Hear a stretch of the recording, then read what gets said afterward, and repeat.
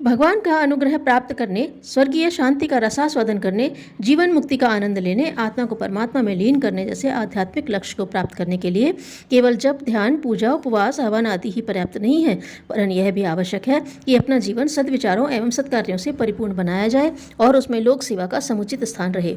जिनके जीवन का दृष्टिकोण व्यक्तिगत स्वार्थों की पूर्ति ही है, वह निश्चय ही बहुत घटिया एवं तुच्छ व्यक्ति है। संसार में असंख्य व्यक्ति ऐसे भरे पड़े हैं जिनका मस्तिष्क खुदगर्जी के विचारों से ही भरा रहता है। वे खुदगर्जी के अतिरिक्त दूसरी बात सोच ही नहीं सकते। उनके कार्य में स्वार्थ ही स्वार्थ भरा रहता है। उन्हें परमार्थ की, लोकहित की, जनसेवा की कोई उपयोगिता एवं आवश्यकता समझ में नहीं आती। इसे वे व्यर्थ की बात मानते हैं। जिस कार्य से स्वार्थ सिद्ध न हो वह कार्य उनकी दृष्टि में मूर्खतापूर्ण प्रतीत होता है। ऐसे स्वार्थी लोग अपनी स्वार्थ पूर्ति के लिए बुरे से बुरा कार्य करने में संकोच नहीं करते। ऐसे लोगों की कमी अध्यात्म क्षेत्र में भी नहीं है। अपने आप को धर्मात्मा समझने और कहलाने वाले व्यक्ति भी अनेक ऐसे हैं जो खुदगर्जी में डूबे देखे जाते हैं। मुझे स्वर्ग मुक्ति, रिद्धि सिद्धि, देव कृपा एवं वरदान प्राप्त हों और उन्हें उपलब्ध करके मैं स्वयं इस लोक या परलोक में खूब मौज मजा करूं, इतना ही उनका दृष्टिकोण होता है। जिस प्रकार धन कमाने की तृष्णा में व्यक्ति दिन रात उपार्जन के गोरख धंधे में लगा रहता है, उसी प्रकार यह आध्यात्मिक या धर्मात्मा कहलाने वाले व्यक्ति भी कुछ जप तप करते हैं तो उसके मूल में उनकी व्यक्तिगत स्वार्थपरता ही प्रधान होती है। यह दोनों ही स्वार्थी परमात्मा की दृष्टि में एक समान है। अंतर केवल कार्यक्रम और योजना भर की है। लक्ष्य दोनों के एक हैं। एक मुंबई के ताजमहल होटल में, कश्मीर में, फ्रांस में जाकर मौज मजा करना चाहता है।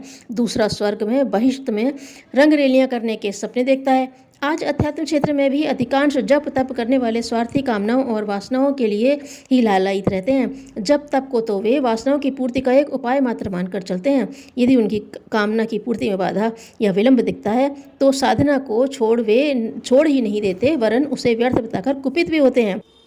परमात्मा का सच्चा अनुग्रह प्राप्त करने के दो प्रधान माध्यमों का साधना से सेवा का समन्वय होना आवश्यक है। साधना से सेवा का महत्व किसी भी प्रकार कम नहीं है। इन दोनों में से एक को छोड़ दिया जाए तो लक्ष्य की ओर प्रगति नहीं हो सकती। बिजली की धारा बहाने के लिए दो तारों की आवश्यकता होती है। यदि एक तार टूट जाए तो विद्युत धारा प्रवाह रुक जाएगा। ईश्वरीय कृपा की विद्युत धारा अंतःकरण में अवतीर्ण करने के लिए साधना और सेवा के दोनों ही तार आवश्यक हैं। एक के अभाव में प्रगति रुक जाएगी। केवल साधना करने वाले व्यक्ति अपना स्वार्थपरता के कारण ईश्वर की दृष्टि में बहुत ओछे और खुदगर्ज जचेंगे। ऐसे लोग चाहे कितनी ही मिन्नतें करें, कितना ही गिड़गिड़ाएं, स्तोत्र प्रार्थना करें, उस अंतर्यामी की दृष्टि में भिक्षुक और स्वार्थी ही जचेंगे। उन्हें कभी भी प्रभु का सच्चा प्यार प्राप्त नहीं हो सकता। इसी प्रकार जो केवल सेवा कार्यक्रमों में लगे रहते हैं, उनकी आत्मा में यदि ईश्वरीय श्रद्धा नहीं है तो उनके सेवा कार्यों में सांसारिकता की प्रधान रहेगी।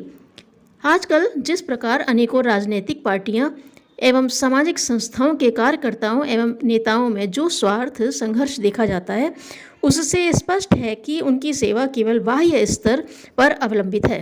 यदि उन्होंने आध्यात्मिक एवं धार्मिक स्तर पर यह सेवा लक्ष्य अपनाया होता तो यह खेदजनक बातें उनके चरित्र में दृष्टिगोचर न होती, जिनके कारण उनका सारा सेवा कार्य एक प्रकार से व्यर्थ ही सिद्ध हो रहा है। धन्यवाद।